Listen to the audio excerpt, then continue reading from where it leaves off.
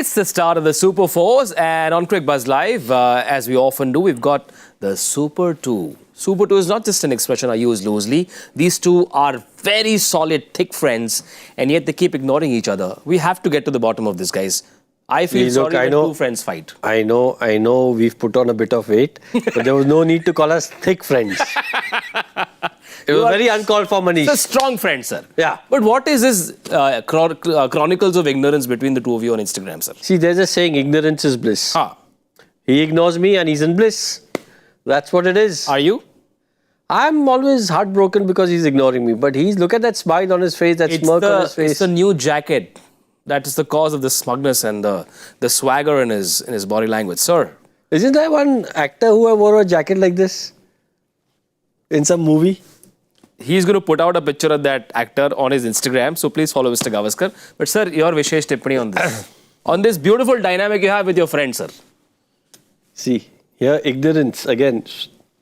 But silence. Show pe to bolna padega, sir. Show pe to Vishesh tippani show ke baare mein. Jo what you're going to ask him later on in the next 27 minutes. I promise you, I will get Mr. Kartik to tell us his dil ki baat about this wonderful friendship with Mr. Gavaskar. During the day, we have a couple of more shows to do, but it is Sri Lanka, Bangladesh. They will play the first game of the Super Fours in Dubai. And it's a rivalry that has given us some fun moments. Both these teams, Kartik, are also trying to search for a certain rhythm with their white ball cricket. New captains in Asalanka and Litton as well. It's often tough to pick one of the two teams as a favourite. Do you have one of these two that you think has the edge? Look, both teams are talented, no questions about it. But when you look at the head-to-head off late, that's also pretty even, I would say. Yep. But on a world stage, on a consistent basis, in spite of whatever Sri Lanka has been through, I would say that they still hold an edge. That's my gut feel. That's my cricketing sense, which comes to the fore, that maybe they hold the edge when it comes to the crunch moment. They've been undefeated in this competition. Even in their game against Bangladesh, they pretty much coasted home to victory. Yep. And there was a strong showing, if we can use that word. So yeah, I would say Sri Lanka hold the edge ever so slightly, given the way the sides are packed. But overall, obviously, Sri Lanka have been the better side when you look at their history. Yeah. But just this current setup, and as you said, new captains all trying to find their feet, and as you said, trying to find a way to go about T20 cricket, given that we have our T20 World Cup very soon, I would still say. Is this an easier question to answer when you look at the kind of talent there is in both sides, and therefore do Sri Lanka have the edge? Or? Well, I think so. And also, when we had a look at that graphic, it said in UAE, Sri Lanka are 3 out of 3 against Bangladesh. Yeah. Overall, also the numbers are better, but that you expect those because Sri Lanka started playing international cricket a lot earlier. But again, when you look at Sri Lanka, I think they made their international debut in 81 or 82 Test debut, and in 96 they won the World Cup. Yeah. So that is phenomenal. In like 15 years for a new country to come and win a World Cup. So there's obviously a lot of cricketing talent over there, as there is in Bangladesh. Yeah. But just the form that they've shown in the Asia Cup so far, I think Sri Lanka hold the edge. Before we look at the other layers of this contest between Sri Lanka and Bangladesh, Kartik, have you identified 2 or 3 players from each sides that you believe will take these two countries, their white ball cricket forward? I can't just say just 2 or 3 players. Sure. But I do like the looks of Nissanka. I think from the time he made his international debut, there is something very classy about him. And just he's only flourished and gotten better, as we've seen. Even in this competition, except for barring one game, he's been pretty solid. I've always liked the look of Kusal Mendis. Yes. Again, something very nice about him. Just the way he goes about it, his entire demeanor as a cricketer and as an international cricketer is something which I really like. From a Bangladesh point of view, I do like the look of Rishad Hussain. I did speak about the fact that his action has changed ever so slightly, but again, he's got all the trappings of being a very, very good spinner. Yeah. Dunith Wellalage is somebody very, very good. Yeah. Unfortunately for him, whatever happened with his family, may his father's soul rest in peace. But again, there's really something feisty about him. That is something which even Rohan Gavaskar spoke about. So it's not just a few players, but just there are some really good, high quality, very talented players from both sides. Yep. Again, somebody like Mustafiz has been going strong for a very, very long time, and if he manages to keep himself fit, I think still people have not been able to figure him out, and with that really, what should I say, dexterous wrists of his, he's pretty handy at most times. So no, it's still a team in transition for most people, but yeah, some really good and fine players from both sides. Right. The update from Dubai is that Bangladesh have won the toss, and what apparently is a dry pitch where the average first inning score is 151. Bangladesh have chosen to bowl first, I suppose, Rohan. Chasing would get easier if dew comes into play second innings. That's the hope. That's what they would be hoping, that look, it gets a little easier. Plus also, I think the way the game has evolved over the years, with the ability to play the shots that a lot of teams can, you'd rather have a target in front of you. Sure. You know how to pace your innings, you know where you need to be. And like you said, if the dew factor comes in towards the end, it just makes batting that much easier. Right. The Sri Lanka 11, Charit Asalanka at the toss said we are going in unchanged, and that means that Dunith Wellalage is going to be part of this force alongside Varendu Hasaranga. Charit Asalanka bowls a bit of spin as well, so lots of spin options. But you know, a word on how tough is it for someone like a Dunith Wellalage, young kid in his early 20s. He's lost his father while he was playing for his country the other night, went home for the last rites, flew back to represent his country. It takes a lot out of a young player to be able to do what he's done. I think it takes a lot out of any player. Sure. Just think of what has happened. You've just lost, you've been bereaved of your father. Or it could be father, mother, whoever, sibling, it could be anybody from your family. Just to park it aside and concentrate on a game of cricket when you constantly think, or your mind keeps going back to what has just happened. You're not allowed to grieve, you're not allowed to mourn, you still have to represent your country, you still got a job on hand. Very, very tough. As I said, just to park that feeling or those feelings aside, never easy. 99 World Cup, Sachin Tendulkar lost his father, came back to India and then flew back because that's what he said in an interview, that's what his father would have wanted him to do. We've heard stories of Virat Kohli, the day his father passed away, went back and played for Delhi. It would take a lot out of a young kid to say, listen, this is what my father would have wanted me to do. So look, honestly, this is a decision that he has to take and he has to make. No one can tell him, you should play or not play. Also, when it comes to grieving, individuals grieve in different ways. There's no timeline. You take as long as you need to grieve because there's no bigger loss in life. What it also does is it puts everything into perspective. Yeah. At the end of the day, it's just a game. Yeah. It's just a game. Yeah. It's a sport. We play for entertainment. Yes, there are feelings involved. There's emotions involved. But compared to life, it's just a game. He will very quickly have to, in a sense, park all that personal emotional turmoil aside and focus on what he needs to do now. In that last game, Kartik, he got smacked for 5 sixes of Mohammad Nabi. So I'm sure he would have had that on his mind as well. When he takes the field, he'll have that on his mind. And they're playing in Dubai where spinners will have some assistance. How does he mentally approach this game? How does he approach his bowling?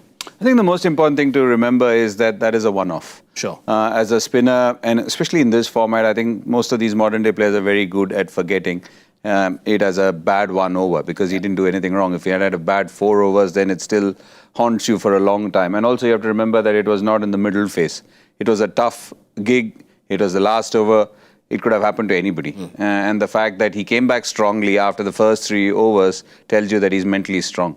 He got hit for 3 sixes, he bowled a no ball, whatever happened, but then he came back pretty strongly.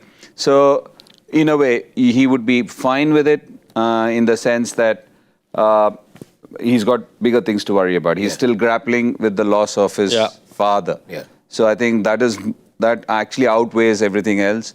And the most important thing is that he's got lots of shoulders to rely. He's got his entire team there. I'm pretty sure his parents, his mom, his other family would have been pretty strong around him. And the fact that he has come back within a couple of days tells you how strong he will be, or how strong he is. Otherwise, we have spoken about how good he is on the field. He's pretty feisty. He's a pretty feisty character. Yeah. For him, even those visuals of his team telling him about whatever has happened, the way he took it, the way he has handled it, tells you that he's pretty resilient as a character.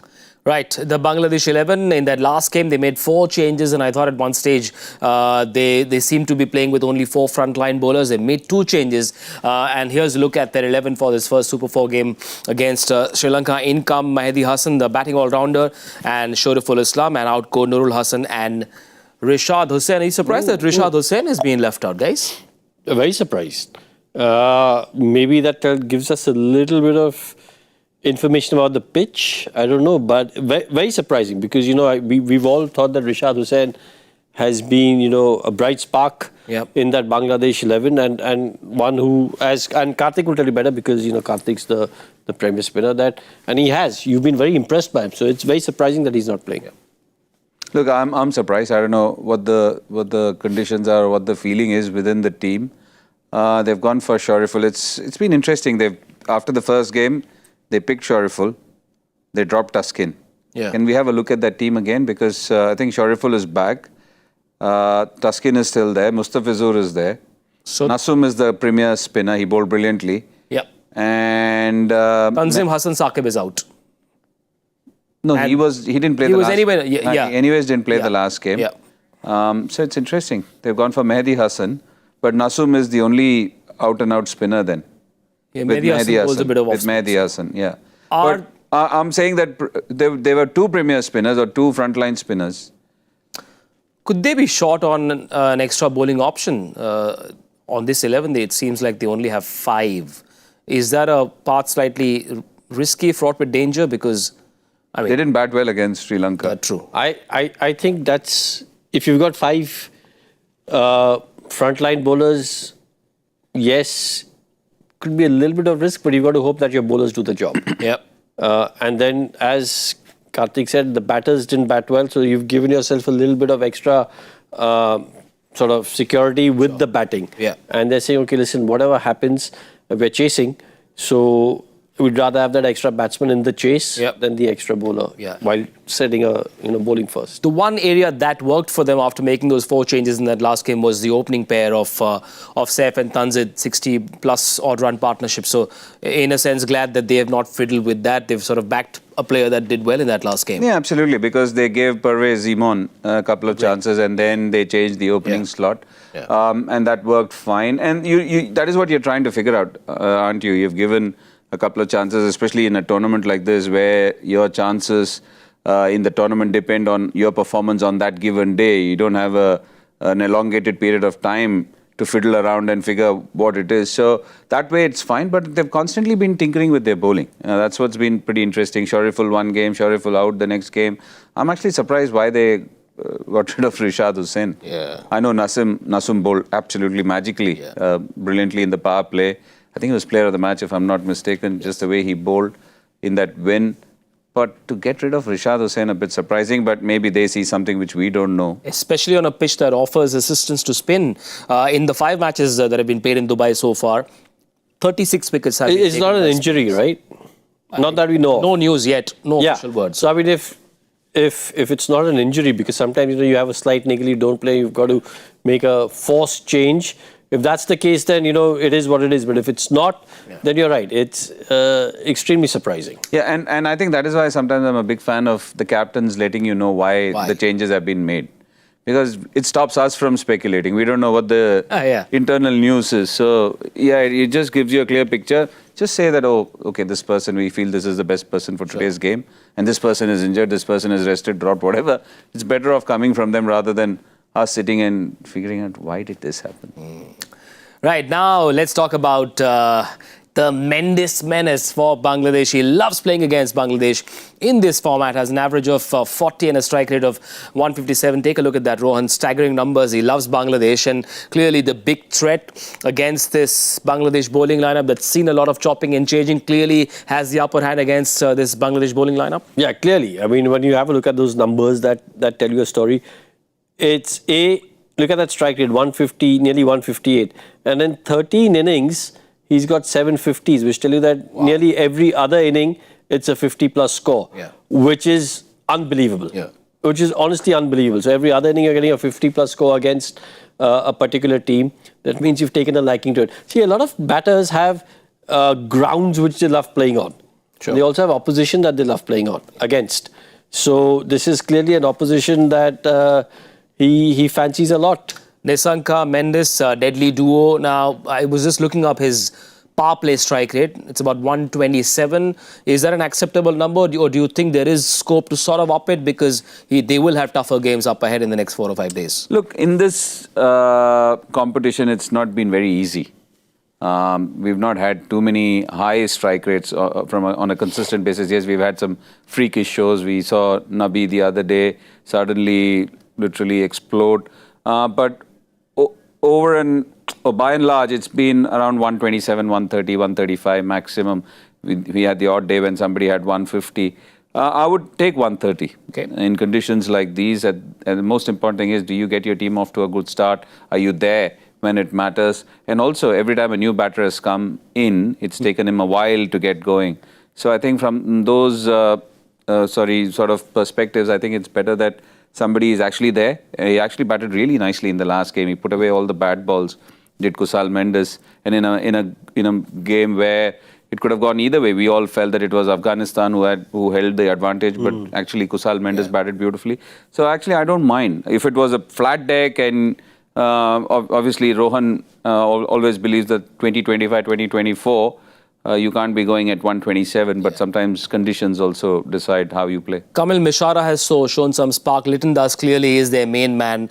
And at this stage, on form and the ability of other batters, it looks like the opening duo is the engine room of this batting lineup. Do they then say, listen, let's try to spend more time at the crease, or do you back yourself to go for it? Yeah, I'm a firm believer that when you're opening, you've got to try and maximize that power play. Because it only gets tougher as the innings progresses. And as Catty just alluded to, I think T20 cricket in 2025 is very different from what it was even in 2020. This is one of the fastest evolving formats of cricket. Strike rates that were acceptable in 2020 are not acceptable in 2025. So look, but again, and this is a phrase I use a lot, you've got to respect the conditions. You go out there, your initial thought is to try and score as many as you can, but then if you think, okay, listen, the pitch is a little tough, if you start off thinking 180 would be a really good score, and then you think the pitch is tough, and you've got to sort of say, we need to get, if you get to 160, it will be competitive. Now that's the message you pass on to the rest of the batting lineup and teammates as well. So I think go out there with a clean sort of state of mind, and then see the pitch, assess the conditions, and then decide whether you need to go a little slower, take a little bit time or not. And don't mix up the two teams. I said Kamil Mishara and Litton Das. Actually, Kamil Mishara and the captain Charit Asalanka. Those are the two in the middle order. And also in this one, and it's a bit of a catch-22. You want to go hard. You want to have that positive mindset. But sometimes you also, again, we come back to the same thing. If it's swinging, or if a spinner or if a bowler is bowling well, in trying to go hard, that's what you start weighing in. If I give a couple of wickets, am I putting my team in a bit of a jeopardy, or am I going to be fine? That's a calculated risk that you take as an opener. That's why it's never easy. There are ways people might say, oh, you go attack and you throw them off their bowling plans and the ball suddenly stops swinging. That can happen. There are also days when it doesn't happen and you're 6 for 4 or 6 for 3 and it doesn't help. So it's an interesting one. So that is something which is team-based, and as Rohan said, if you can pass on that information, sometimes you get the feedback, or go hard or just lie low for a bit. The romantic Sri Lankan cricket fan would perhaps be thinking to themselves, when we were growing up, Jayasuriya, Kaluvitarna, those glory days of Sri Lanka, starting a new chapter in white ball cricket for the world, does this pair that hasn't been changed since that last World Cup, they've backed this duo to do the job, they've been very impressive, the two of them, are these two the pair that can bring back the same kind of era for Sri Lanka's white ball cricket going forward? Look, they're very different, aren't they? Both Ramesh Kaluvitarana and Sanath Jayasuriya were too explosive. No, and also, you look at that sort of golden era, it wasn't just these two. Yeah. It was the rest of the team, which was, you had Aravinda De Silva coming at number 3, and Aravinda is an all-time great. Yeah. And then you look at the bowling lineup, you had Chaminda Vas. Again, you look at Chaminda Vas's numbers, just phenomenal. So it wasn't, I know, Sanat and Kalu get a lot of credit, but so the team was excellent.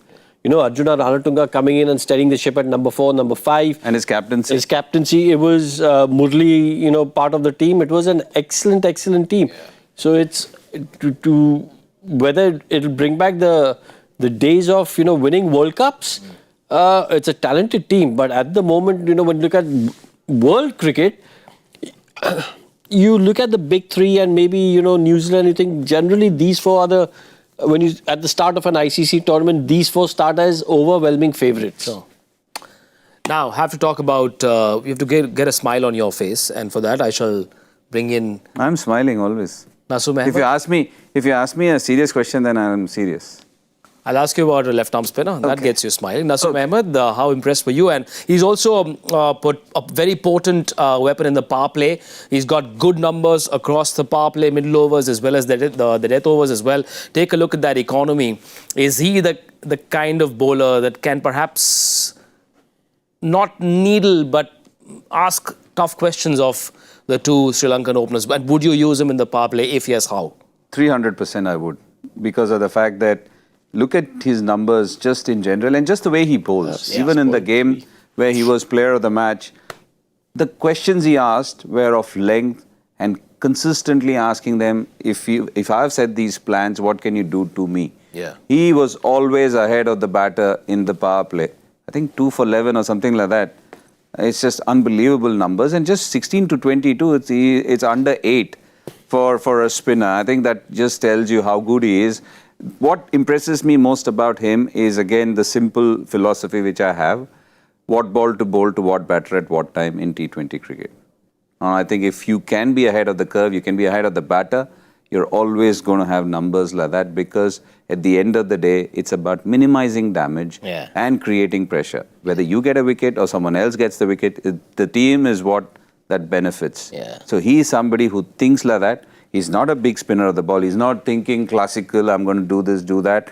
But he just uses his angles beautifully, bowls the length. He's very accurate, can bowl the length that he wants to, bowl the pace that he wants to, always ahead of the batter. So brilliantly done from him. And that's why I'm a big fan of Nasum Ahmed. So you made me smile. Thank you. Thank you very much. It can be a very cruel format for, especially for spinners, when the field restrictions are such and bats are bigger, outfields are smaller. Most rules are in favour of the batter. The batters. Yes. And therefore you need, as Ravi Shastri would say, a young bowler with a ticker to say yes to bowling in the power play. You don't always see spinners saying yes, even fast bowler for that matter. Not easy, right? Not easy at all. I mean, the fact that you mentioned the bats being so much better. A miss hit goes for 6 and easily clears the infield. Yeah. So when you've got more players in the infield, in the ring, your miss hit's going to clear it more often than not. It's a tough ask of the bowlers, especially the spinners, to come in and perform. So look, I think when numbers are concerned, this is what I've said. When you look at bowling numbers, you've got to sort of make a distinction between those who bowl in the power play and those who bowl in the death overs, what their economy rates are, and then those who bowl from, say, 7 to 15. Because that's a big difference. 7 to 15, batters also not looking to go hammer and tongs. They're looking at maybe 1 or 2 boundaries and over, and maybe singles. So you've got a chance over there. In the power play, you're looking to hit as many boundaries as you can, and in the death overs, you're trying to hit as many boundaries as you can. So when you look at numbers, when you look at economy rates, the economy rate in the first 6 and the last 3, 4, and then in the middle section, you've got to analyze it differently. When you were growing up, I suppose the philosophy was for spinners to be able to buy wickets, toss it up, let the batter hit a few big shots. Now, I'm assuming the philosophy is slightly different, where you're trying to minimize damage. If a young spinner is watching, a boy or a girl watching, hoping to become a premier spinner, say a left-arm spinner, what is the right way to approach bowling in the power play against a batting duo like an Asalanka and a Mendis? In terms of field placing, the lengths, how do you go about planning every over? Look, there's no one size that fits all. And the most important thing is nothing has changed in terms of T20 bowling. It's just that there were certain people who are better at it at that stage. The people are still trying to become better because when this format came, everybody said this is the death of spin bowling. What you're saying is fine in red ball cricket and in ODI cricket. And there is a stage for that too in this format if you're under the pump. Say if you're defending 120 or 80, then you're not trying to minimize damage. Then you're trying to figure out to get wickets.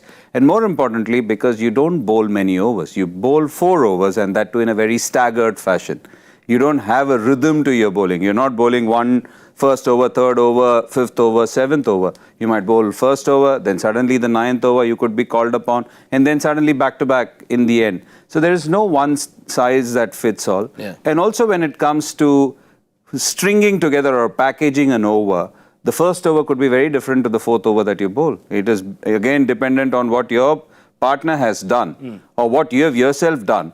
And also if the same 2 batters are there, you're thinking very differently because you've already showcased everything to them in the first over that you've bowled. Yeah. And you can only have 2 fielders outside. Yeah. And with all the sweeps, reverse sweeps, everything that they have, you just have to miss the 2 fielders by an inch and it's 4.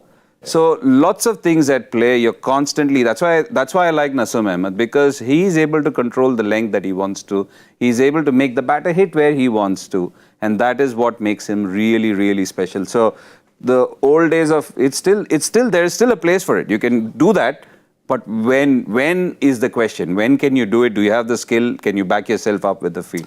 One of the more exciting rivalries in Asian cricket, Bangladesh-Sri Lanka, round 1 went to Sri Lanka. It was a low-scoring game in Abu Dhabi. Bangladesh scored 139 and Sri Lanka chased it down easily. Today, Bangladesh bowling first. Are there 1 or 2 key areas that Bangladesh must do better to win round 2? Well, break that opening partnership. Sure. We've spoken about how good that Sri Lankan opening partnership is. So you break that early on, put a little bit of pressure on that middle order. I think that would be key. If you let Nissanka and Mendis get off to a flyer, just becomes easier for the rest of that Sri Lankan batting lineup. And the second thing I would add to that, to what Rohan said is, maintain that fielding intensity that they had in the last game. They were just absolutely brilliant. It suddenly felt like there were 11 jaunties out there. And that is what you want to maintain. It's not just when you're pushed to a corner that you suddenly bring out this kind of fielding energy and presence.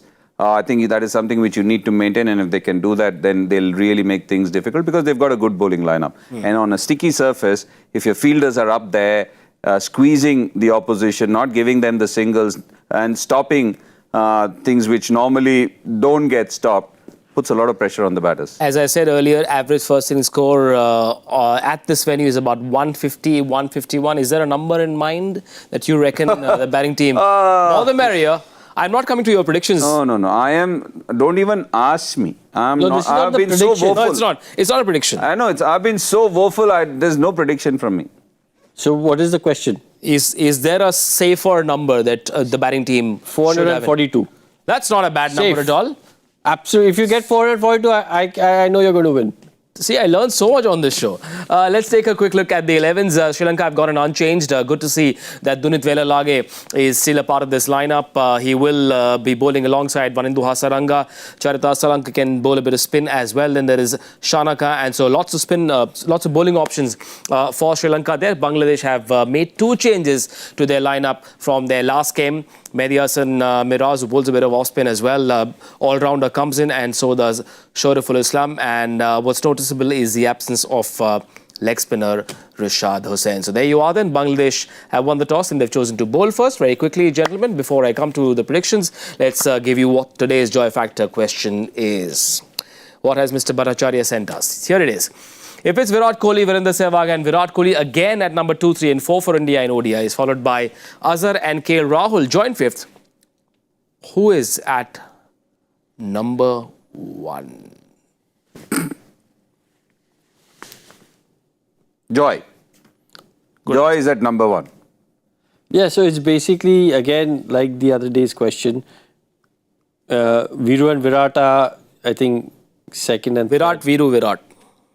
2, 3, 4. 1, yeah. And then joint 5th is KL. Azhar and KL. KL. So who's at number 1? Okay. We'll give this a thought. We shall give this a thought. We've got a fair bit of time. But we don't have any more time left, and therefore predictions quickly. Sri Lanka batting first. I'm going to go with 161. I'm going 158.